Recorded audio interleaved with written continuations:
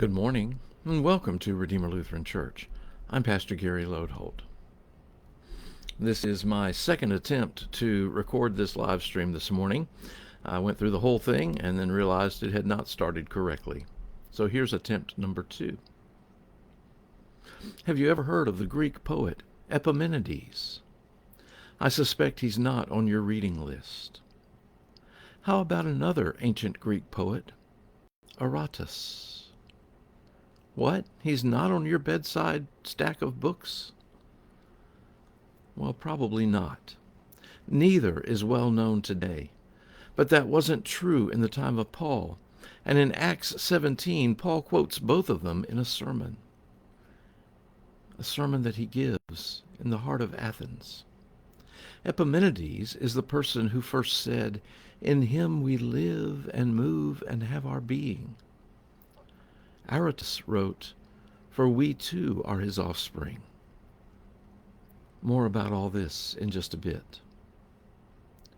All week long we have been exploring Acts 15 through 18 and talking about some of the strange and unusual stories that are found there.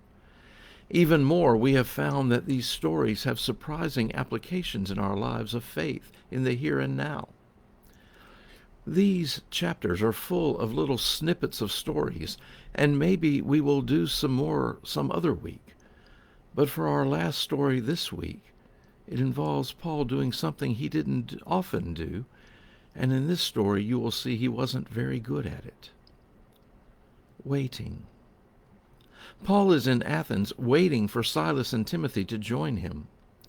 Usually, Paul is incredibly busy, running here and there, telling everyone he sees about Jesus.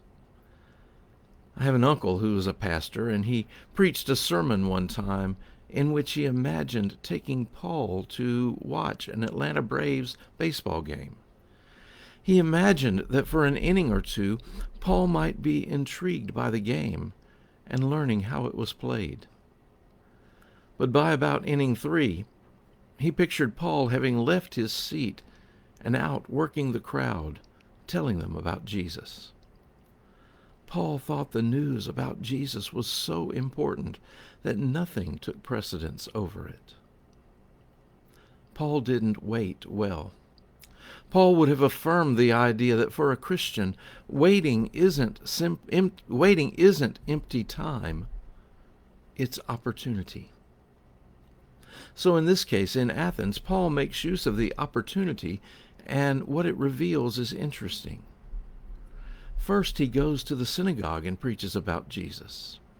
Then he spends time in the marketplaces talking about Jesus.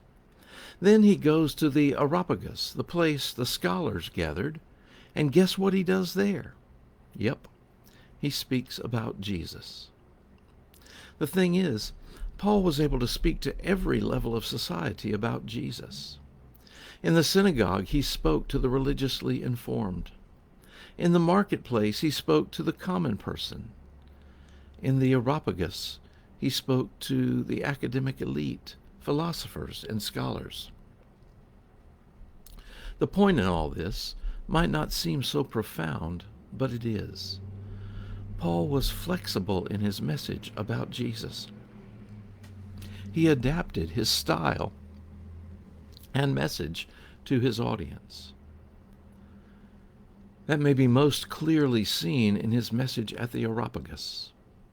Paul had noticed there in Athens all the statues to various Greek gods, and he noticed one particular shrine they had dedicated to an unknown god. Perhaps they were hedging their bets a bit there in Athens. Nevertheless, the Bible tells us Paul's spirit was deeply disturbed. He was angry. Then he couched his speech to the scholars, beginning with their own understanding. You have these gods you worship, and even one to an unknown God. This unknown God is the one I proclaim to you now, Jesus of Nazareth. It is easy to imagine Paul doing that wherever he went, finding something already a part of their culture and bringing it to point to Jesus. We can wonder what he said in the synagogues. We can imagine what he said to those in the busyness and business of the marketplace.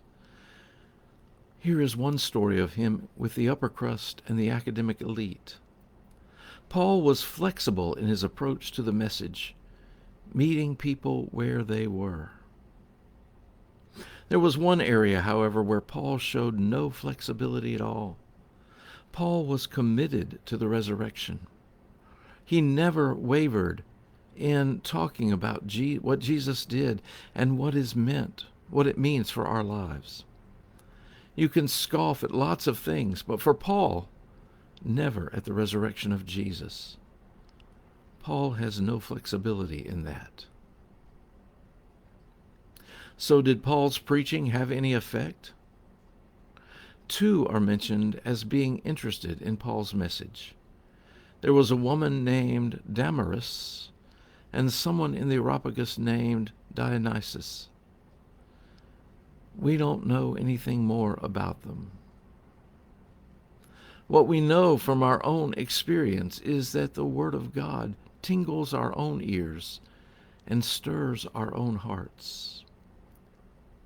Like Paul, may we be flexible and make use of every opportunity we have to speak of Jesus.